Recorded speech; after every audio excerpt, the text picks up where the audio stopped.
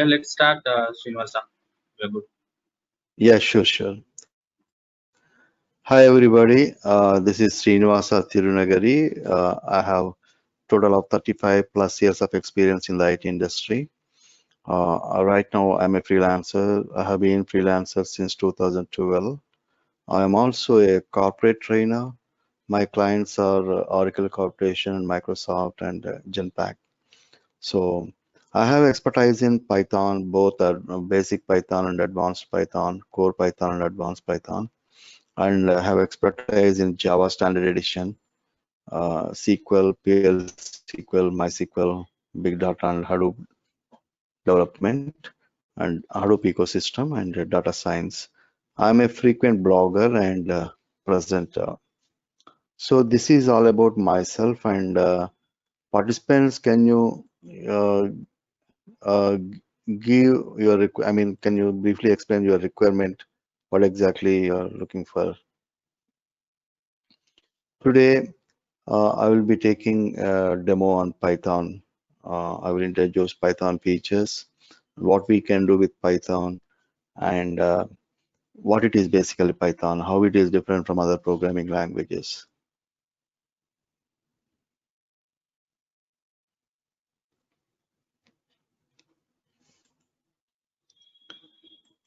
So, all right. So, what is your requirement basically? What exactly you're looking for?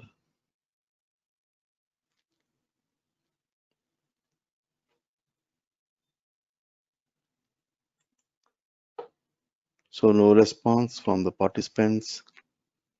All right.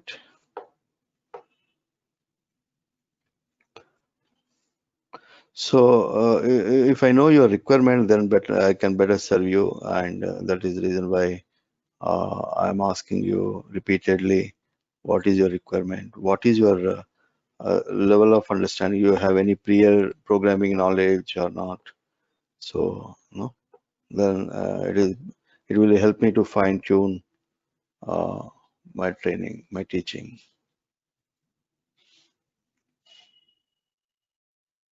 All right. So I did not hear anything from you. So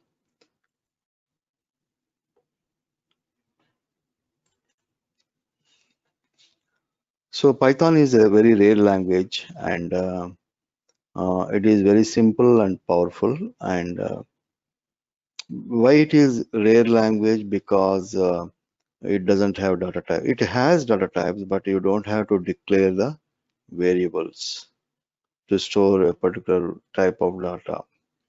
And the best part is it is easy to learn, and you can master it within no time. And because of this, you can concentrate on the solution to the problem rather than focusing on syntax and structure of the program. So it has high-level data structures like a list, arrays, tuples, and dictionaries, sets. Okay. It has a simple and effective approach to object-oriented programming. There is a separate chapter on object-oriented programming.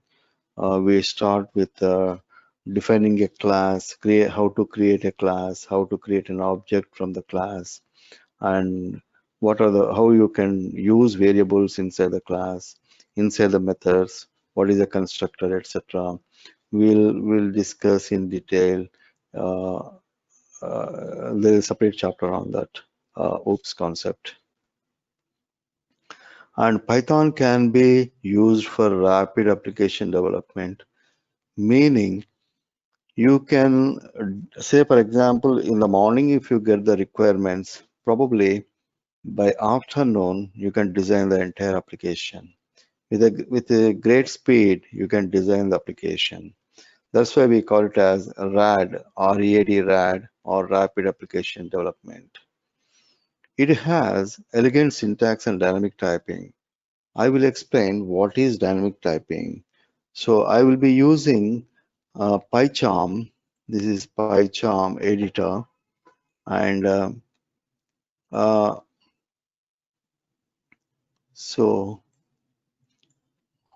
using this PyCharm editor, I type the program and I will execute from this editor itself.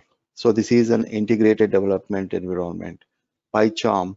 So if you want to download, it is available free of cost, and you can uh, download it. So you can Google like this PyCharm Edu. So for educational purposes, you don't have to pay any license fees, and you can what do you call, download it and use it forever. Okay, so this is PyCharm editor, just like any other integrated development environment. So I'm going to explain what is dynamic typing. What is dynamic typing in Python? Okay,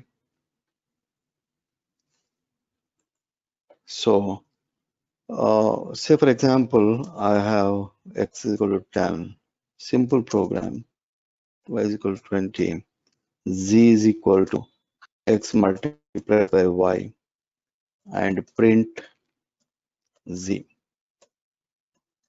Simple program to multiply two numbers, and I will execute this. I don't have to declare. This is a Python program, and I don't have to what do you call, I don't have to declare the variables. So here x is a variable, and it takes a value, a number 10.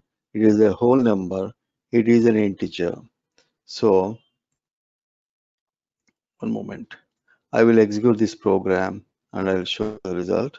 It will be 200. So the results are shown at the bottom screen, and it is 200. Okay. Now I don't have, as I said, we need not declare the variables, but I will extend the program. I will say I will use the same variable. I will use a string value and assign to x, y is equal to say world, and z is equal to x plus y, print z. So the program will not throw any error. So in the line number 10, x value is 10. At line number 5, the value of x is hello, which is a string. String is something which the characters enclosed between single quote or double quote or triple quote. Then that is known as a string. I will execute this program, and it will not throw any error. And it calculated x multiplied by y, that is 200, and also it calculated x plus y, that is hello world. So it concatenated this string and gave the result. So the data type of x at line number 1 is integer, because I'm storing an integer value, a number, a whole number without decimal point. It is an integer. Programmatically, we can determine the data type of any variable, for example, which you are using in your program. So there is a function called built-in function called type function. So you can print data type of x at line 1 is equal to so type x. Similarly, you can determine the data type of x at line number 6. So I will just copy this.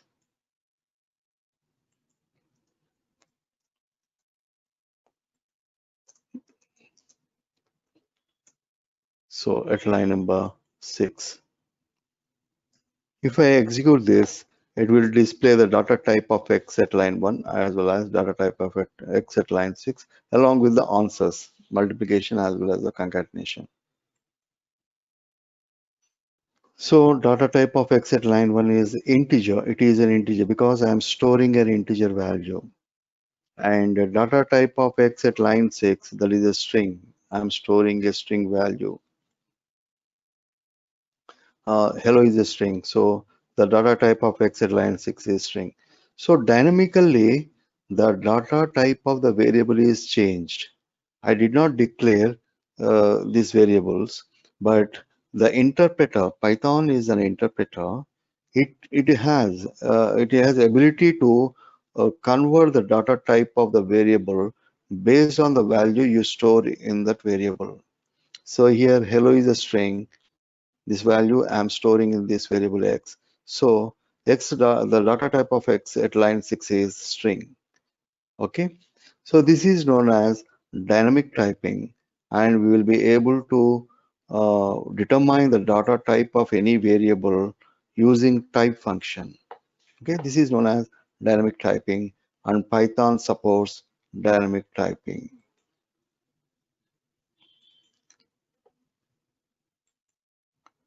And the story behind the name actually, uh, the person by name Gaudio van Rossum, he is from Netherlands. He created Python programming language way back in 1995, and he named it as version 1.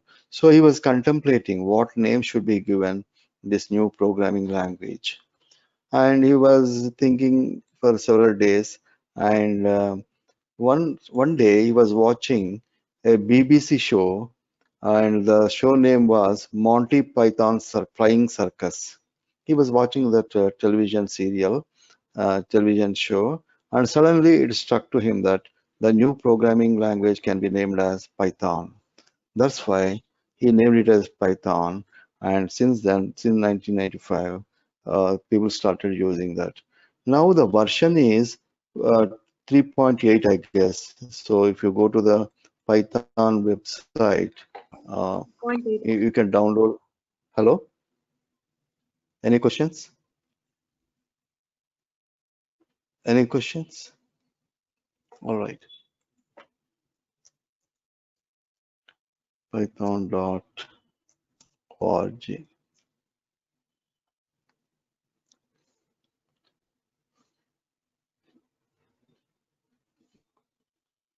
So the latest version is, so you can go to download. 3.8.3 is the latest version. Of course, if you want to install the previous versions, you can go to all releases and you can download the corresponding releases. So here we have 3.5. 2.7 is a legacy system. Some of the organizations, they're still using 2.7 version. The disadvantage is once you upgrade to version 3 and above, the code you need to change the code that you have written for 2.7 version. So it is not backward compatibility. So 3.5 is it is a stabilized version. 3.6 is also stabilized, and 3.8 is the latest version. So you can install latest version, that is 3.8, on your system, and it is very easy to install. It is available for Windows, Mac, as well as Linux. Okay. If you have a Linux machine, the Python is installed in that machine. If you want the specific version, you can install on Linux machine or Mac version. So on Windows, you can install any version whichever you require. Okay. What I suggest, you can install 3.8 version and start using it. There isn't much difference between 3.5 and 3.8, and I have installed 3.5, and for teaching Python course I use this 3.5 version, and I explain all the features of 3.5. Okay, there won't be much difference between 3.5 and 3.8. All right. So, and also you can download PyCharm. This is the integrated development environment from JetBrains is the company, and you can install, and you can start using it. Okay. Now this is the history behind the Python and features of the Python. Let us discuss about the features of the Python. Python is very simple and minimalistic language. So minimalistic in the sense, suppose for a given requirement, if you design a Java program and it consists of 100 lines, assume that it consists of 100 lines. For the same requirement, using Python, you can write the program within less than 10 lines to satisfy the requirements. So that is a simple and minimalistic language. And when you read a Python program, you feel like reading an English text. You don't feel like reading a programming language. So that is evident from here. Look at this. It is simple and it looks like a English prose, and it's a sort of a pseudocode, basically pseudocode or algorithm. So because of this, it is the greatest, it is its greatest strength. So yeah, you can focus on the solution to a problem rather than focusing on the language itself. And it is extremely easy to start with, and it has extraordinarily simple syntax. If you observe, it has very simple syntax, and when you compare it with Java or any other programming language. And also it is free and open source, meaning open source meaning you can download the software without paying a penny to anybody. You don't have to pay any price to anybody. So the license is free, and you can distribute it. You can distribute the copies of the software to your friends, and you can read its source code, and you can make changes to the source code of the Python interpreter, and you can use it in your application. Okay, so that's why it is free, very popular. Python is example of FLOSS, free and reliable and open source software. So it is based on the concept of community which shares the knowledge across the globe. And across the globe, we have software engineers. They add new features to the Python interpreter every day, and they want to see a better Python. Okay.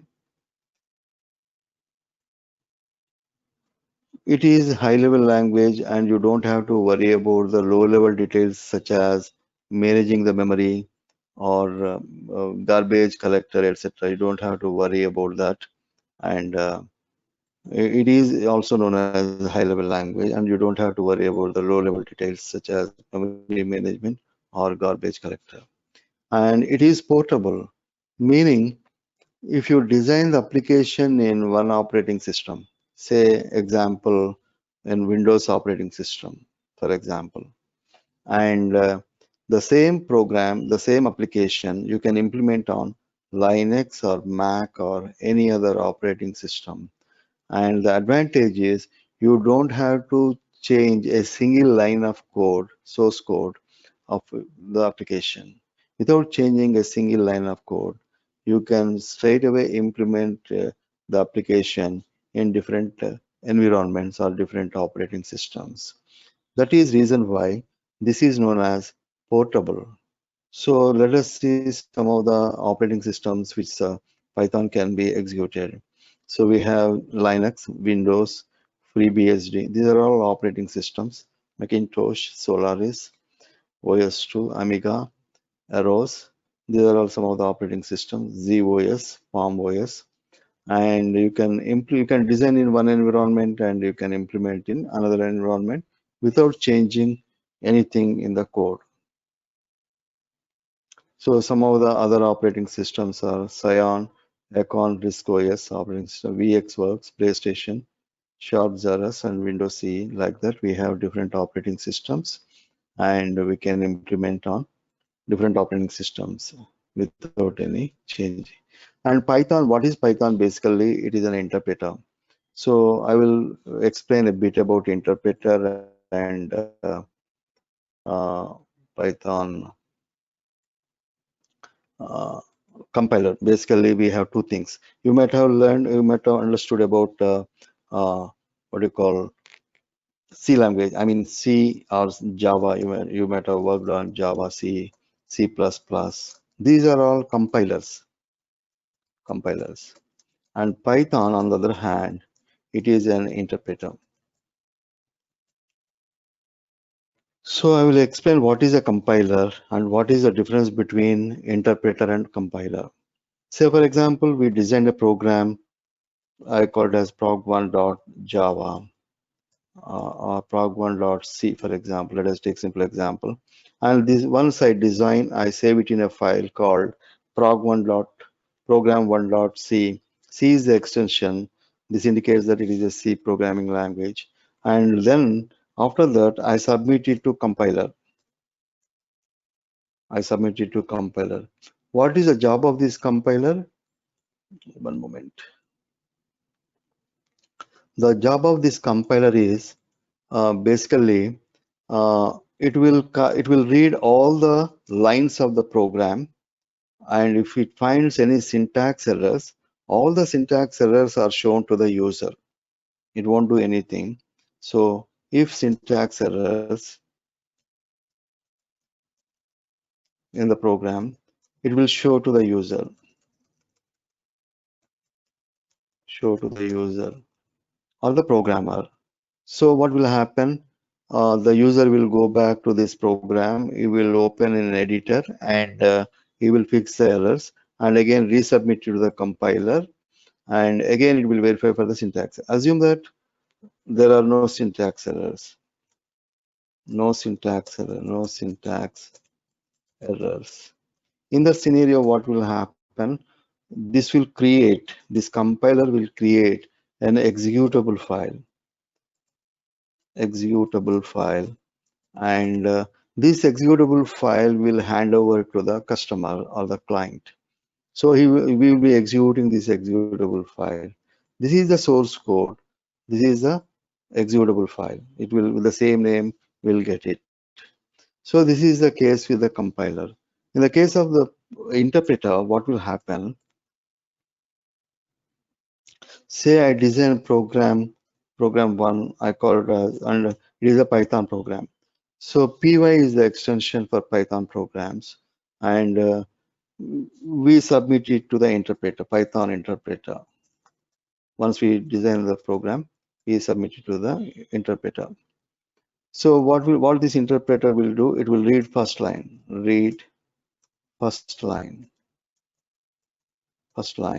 and verify for the.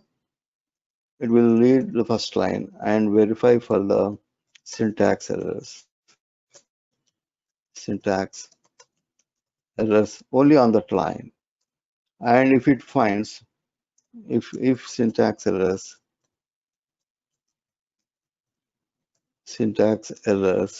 it will stop the execution of the program and it will complain to the user, show the error to the user,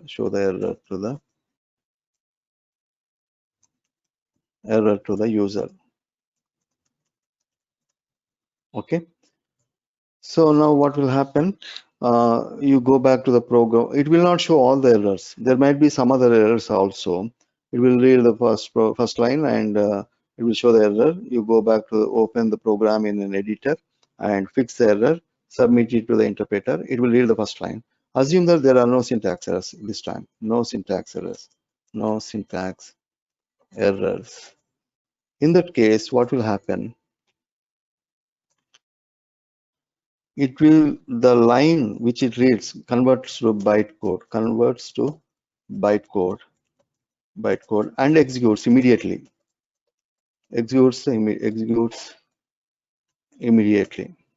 Okay, and once it executes that first line, it will go to the next line. The controller goes to the next line. Reads the next line, and the entire process again verify for the syntax errors. And if there are syntax errors, it will show the errors on the screen or the user. And you go back to the program 1.py and fix the error and submit it to the interpreter. Again, it starts reading from the first line. Like that, it continues. So next line will be like that. It will read line by line and executes each line. If there are no syntax errors in that line, it will convert it to bytecode and executes. So that is the difference between a compiler and interpreter.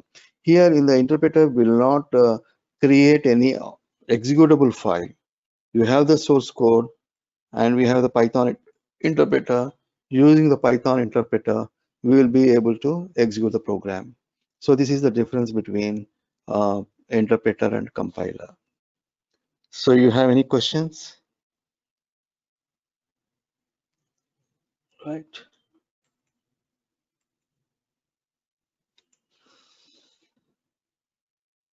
And we don't have to worry about about compiling the program and make sure that proper libraries are linked and loaded to the program. So we don't have to worry about that. And Python supports both procedure-oriented programming and object-oriented programming.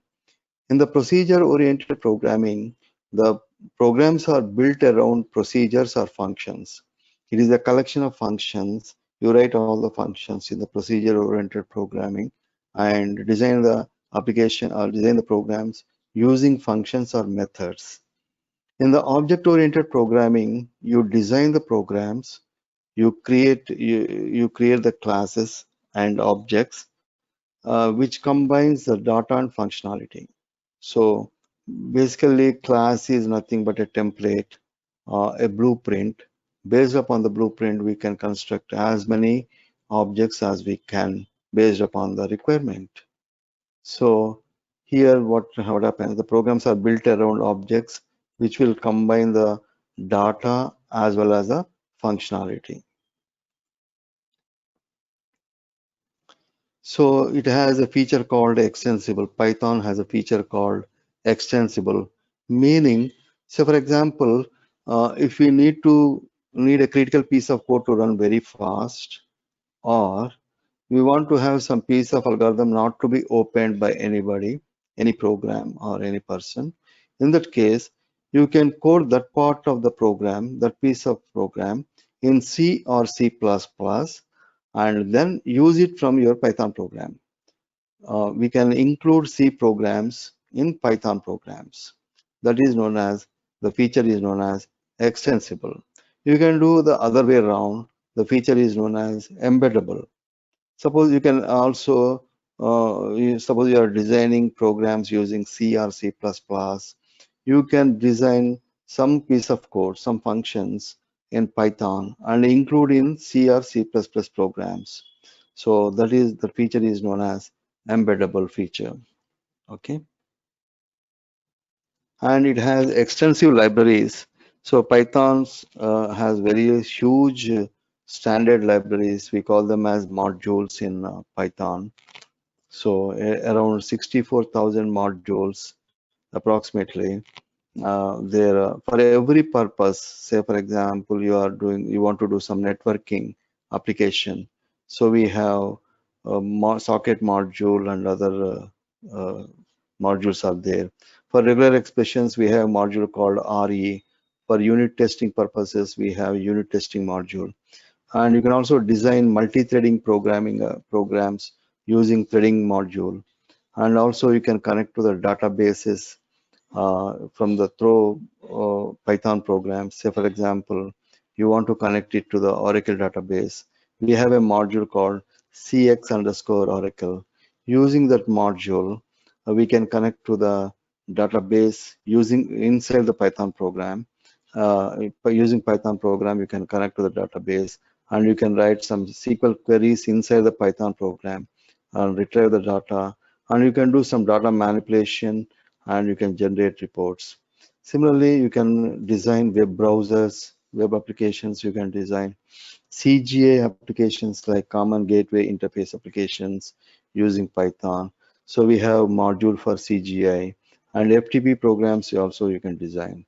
So you name it and we have a module available for that purpose. And using that module, modules are nothing but plugins or APIs, application program interfaces.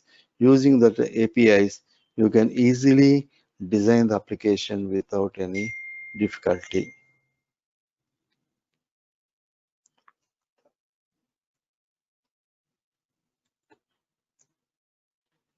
So does anyone really use Python nowadays? Most of the organizations, they are using Python. I listed out some of the companies which are using Python.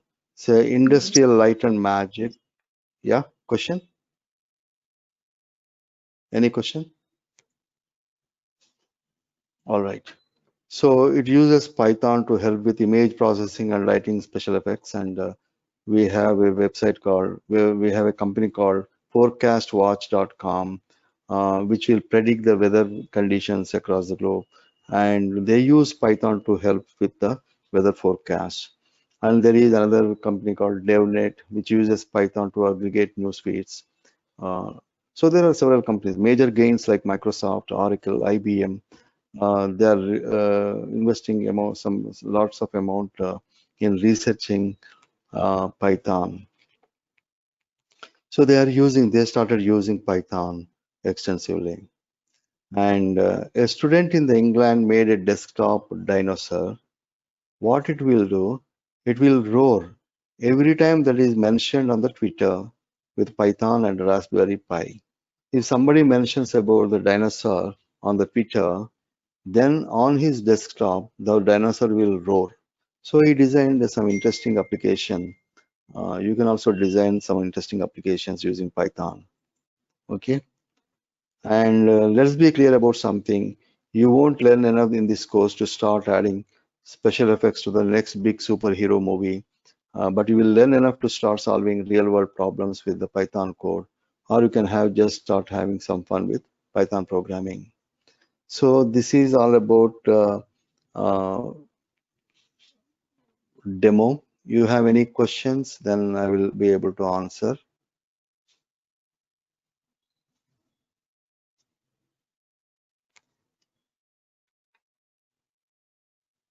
Any questions or any concerns?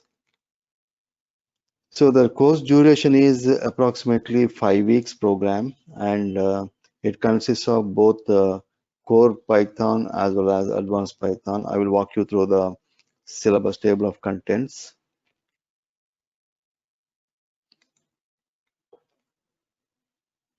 Vishnu here. There are a couple of questions in the chat. In the chat, okay, I will look Yeah. at, but then there is no, one moment.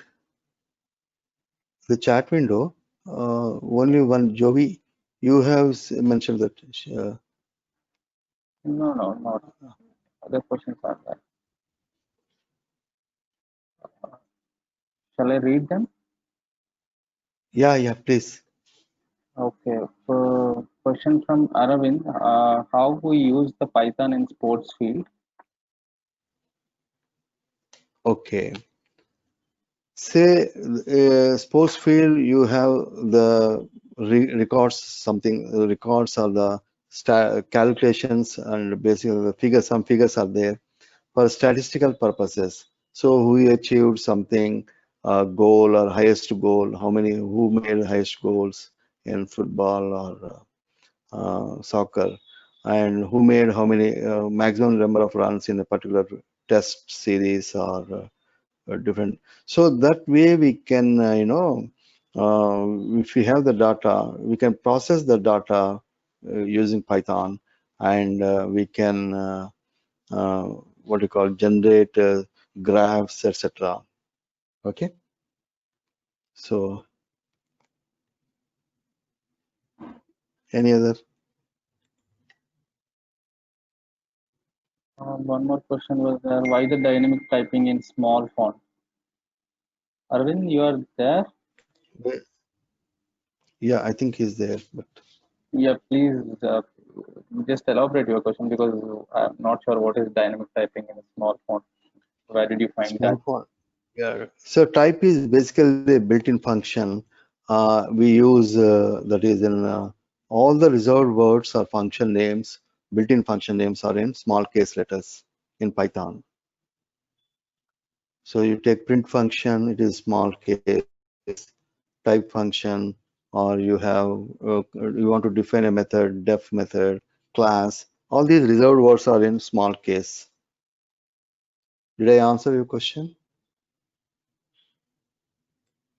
Arvind?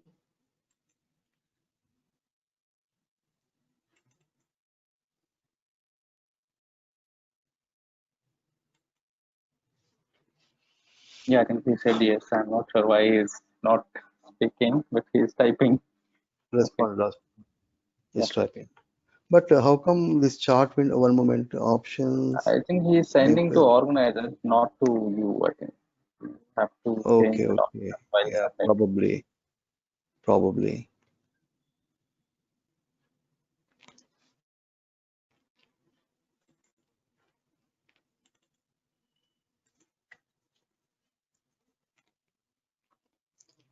So any other questions?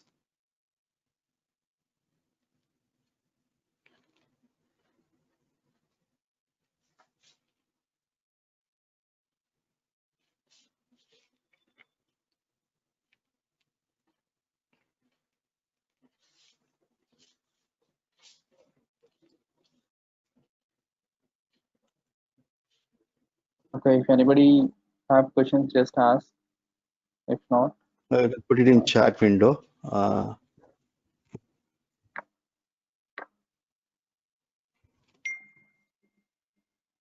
So I will put hi. If you have any questions, please ask.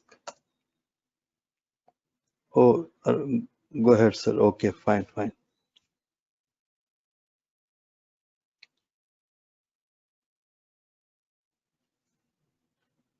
Okay, all right.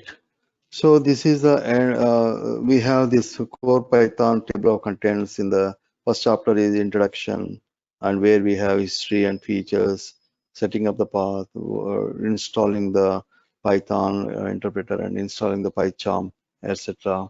And we'll also deal with the variables and data types, operators, and etc. And the second chapter deals with the conditional statements like if else, and nested if else. And the third chapter deals with for loop and while loop. We do not have increment operator or decrement operator as you have in Java. We do not have increment or so the operators are also very simple. We have arithmetic operator, logical operator, and a relational operator. That's it.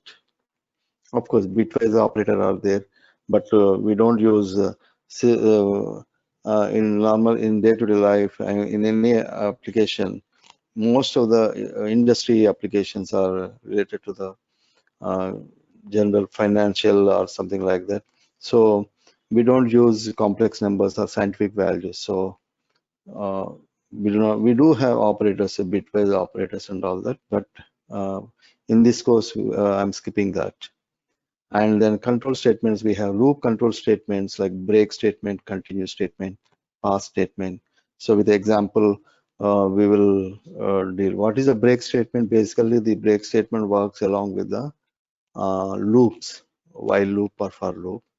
So string manipulations, what are the strings, how you can create strings basically using single quote, double quote, and triple quote. And there are certain basic operations like substring, getting the string slicing, all the stuff we'll discuss in the string manipulations. And there is another data type is list. Lists are similar to arrays, but the thing is you can have mixed data type in the list, and how you can create a list and how you can access the list elements. What are the different operations you can perform on the list, we'll discuss here. And what are the different functions and methods associated with the list. Similarly, tuple is similar to list, but only difference is they are constants. In your program, if you want to create constants, in that scenario, we use tuple. In this chapter, we'll discuss how to create tuple and how we can access the tuple, what are the different operations you can perform. Similarly, dictionaries.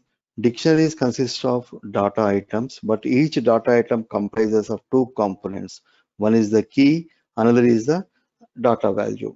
So key data value pair is the data item. So like that, we create dictionaries and how we can access the values in the dictionaries, how we can access the keys as well as the data values, and how we can work with the dictionaries. All this stuff we can discuss in this chapter. Then sets is also another chapter. In the next chapter, sets we are discussing about union, intersect, minus, all the stuff we'll discuss. Then how to create sets and how we can access the values in the sets, working with sets, all the stuff we'll discuss. Functions. How do you create function? So I have shown you the built-in functions like type and print functions. So you can create your own functions. In Python, we call it as function or method. Both are same, meaning is same. So different types of function. How do you invoke function, etc. All the stuff we'll discuss in this chapter. Then modules. Module is nothing but a Python program. And if you want to share some programs with other programs, then we can use module or import statement we can use. And there are some built-in modules available, math module, sys module, OS module, and datetime module. We'll discuss in detail with examples. And files in Python. So how to create files and how to open a file, how to close a file, how to write a data into the file, how to work with the binary files, binary format files, okay? All the stuff. Suppose you create an object, for example, how do you write this object into the file? So all this stuff we'll discuss in this section, in this chapter. And exception handling, exceptions is nothing but error. We have different types of errors: compilation error, runtime error, and logical errors. We'll see with examples what are the different types of errors. And exceptions are nothing but errors. How do we handle these errors programmatically? So that is known as exception handling, and we discuss in detail with examples. And in the advanced concept, advanced Python, we have OOPS concept. Like we start with classes and objects. We have inheritance. Inheritance is single most important thing in Python, and polymorphism. Okay, we'll discuss with examples all the features of polymorphism and inheritance. How do you create inheritance, classes, etc. And then we have regular expressions. We have match function, search function, and find all function. How we can use, if you want to search in a file for a string, how you can make a search in the file or strings. Like that, we will discuss with examples. I designed around 45 examples. So in regular expressions. So we'll discuss using those examples. And the NumPy package, it is like you can create arrays with that. You can manipulate the arrays, array math, like matrix manipulation, etc. And generators and iterators, decorators, these are advanced topics. So generators are also nothing but functions, but it has specific meaning. We'll discuss all those stuff here. Matplotlib is you can visualize the data. Somebody asked about in the sports field how we can use Python. We can visualize the data, the historical data we can visualize, and we can, if necessary, we can predict also. We can make predictions also. Different types of plots like scatter plot, bar chart, histograms, pie chart, all the different types of plots we can using Matplotlib module, we can do that. And database, as I told you, that you can connect to the database and you can retrieve the data, you can manipulate the data. And Pandas is also a module, and it has very powerful features to process the files, different types of files. You can process the data that is there in the Excel sheets and text files, comma separated value files, etc. So with examples, we'll take up these Pandas. So this is all about advanced topics. Okay, you have any other questions?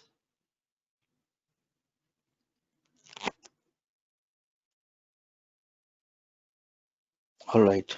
So I will stop here for today's discussion, and based upon this, you can watch. I think this is being recorded, so you can watch again. And if you have any questions, you can contact Vishnu or me. And we are ready to answer all your queries or questions. Okay. Any other questions?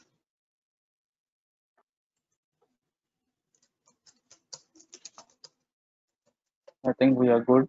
To go? Yeah. Yeah. Someone. All right. Okay, then. I Thank myself. you. Yeah. Thank you, participants, and have a. I don't know which part of the globe you are from, but have a great day. Yeah, thank you. Bye bye.